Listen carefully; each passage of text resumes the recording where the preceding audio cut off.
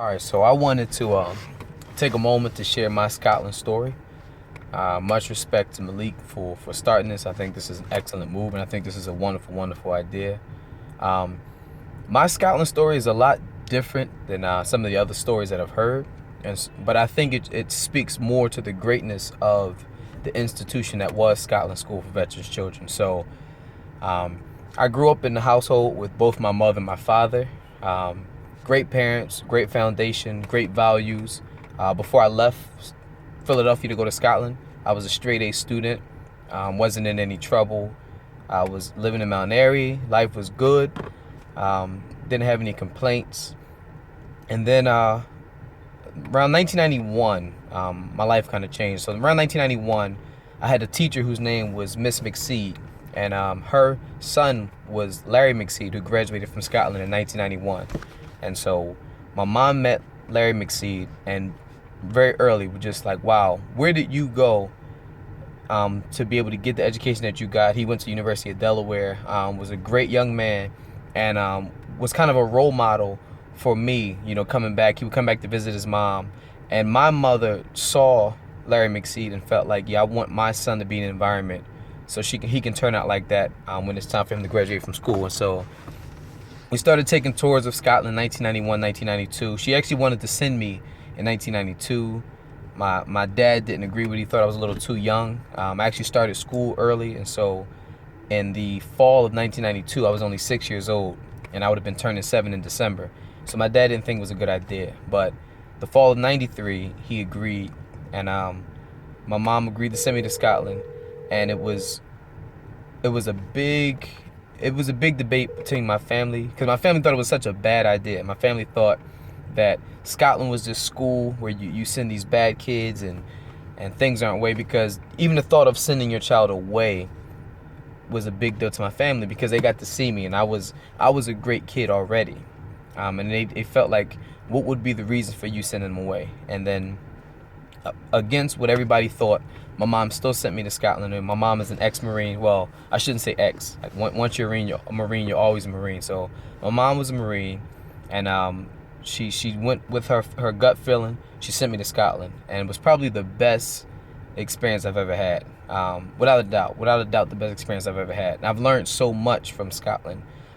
There's a camaraderie, there's a brotherhood, there's this fraternal love that you can't quite explain to somebody who wasn't there. You can give them examples, but it's something different. For instance, the very first memory I have of Scotland, I pull up on campus, August 14th, 1993, and I pull out the bike. My mom and dad are kissing me goodbye. I'm about to tear up, and I see Steve Hentz. I know where Steve Hentz comes over. It was like, yo, you need help carrying your bike?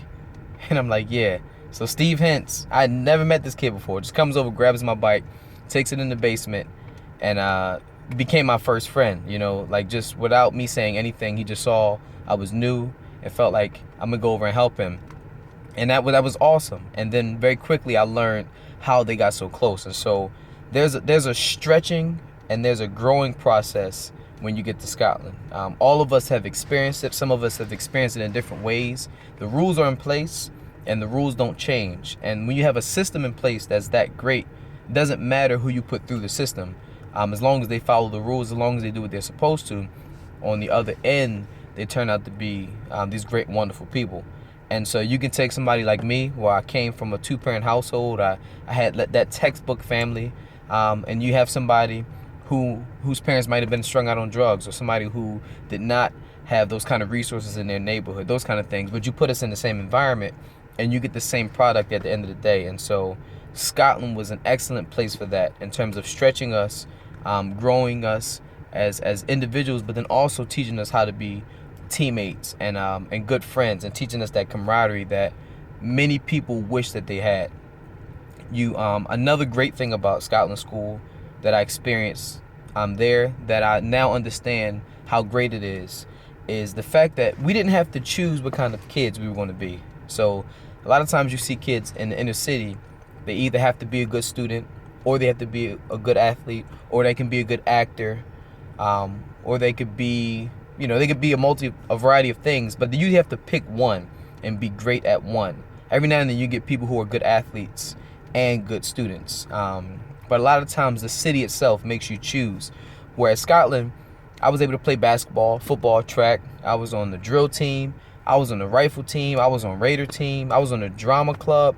I didn't have to choose. I had exposure to all of those things. And what it allowed me to do was to become my best self. And so through those different experiences, through being in an environment that long, I went through 10 years. I was actually there during the changing of a climate. And so Scotland in 1993, when I got there up to about 1996, was a totally different Scotland from 1997 until 2001. And 2002 and 2003 were completely different than those. And I was able to go through different superintendents, to go through different teachers, different students, and going from being a young guy and learning from those people before me, those guys who had already gone through the process, and then being one of those older guys and having people kind of look up to me and taking on that responsibility. And that intergenerational leadership is something you gained at Scotland, and it's something that I'm so grateful for. And a lot of the greatness that I show people, a lot of the patience that I've learned, a lot of the leadership skills I display when I'm at work, I gained when I was at Scotland School. And you learn how to be your best self. You learn how to be this great human being. You learn patience. Many of us have experienced racism up at Scotland. I remember going into Value City in the Chambersburg Mall and being followed around because the people there thought that I was going to steal something because I was black. But I would leave the mall and I would come back and I would have those Caucasian friends who went to Scotland. I didn't look at them any different. I didn't. They weren't slighted at all. It had nothing to do with them. So I was able to kind of separate. I was able to learn how to deal with those tough situations. We've had friends who lost their parents while we were at Scotland. We had house parents who came and went. We had teacher die. We had some amazing and interesting things happen, which really could break down somebody and really destroy a kid without the right supports. And we had some excellent supports while at Scotland. I actually lost my sister while I was there, and my friends, the staff there, they really surrounded me. They made me feel supported. And when I came back to school after losing my sister, I felt like everybody had my back. And it's an awesome thing. I've even heard some people liken it to a fraternity, but I would say it's even deeper than a fraternity. It's the bonds you make are even stronger than those fraternal bonds that people may have if you're part of fraternity or sorority. It's more like family. It's like brothers and sisters, even closer than just cousins. There are some people who I would put into position because they have that Scotland stamp on them, and so I know what kind of quality individual I'm getting. And so if I'm looking for somebody for a particular position, if there's something I need to do, then I go and somebody says they went to Scotland. I already know what kind of values they have, especially if they graduated. Unfortunately, Scotland is not for everybody. You wish it was. But those people who graduated from Scotland had to go through a certain process to be able to come out on the other end. You can't fake it. You can't fake it at Scotland. You really have to learn the system. You really have to follow the rules. You have to be a part of it. And if you make it out, you come out a better person than when you went in, even if you were already great going in. And so I appreciate the excellence that was Scotland. I appreciate all the facilitators, all the staff members who surrounded us and loved on us, all those people who I looked up to, all those teammates I've had. And then I really want to thank Malik for this, man. I think this is an awesome idea. This is an awesome thing that you're doing. And I hope that more people can get on and share their stories so that there can be a variety of stories and a variety of things that are happening so people really understand how great Scotland School was. And hopefully we can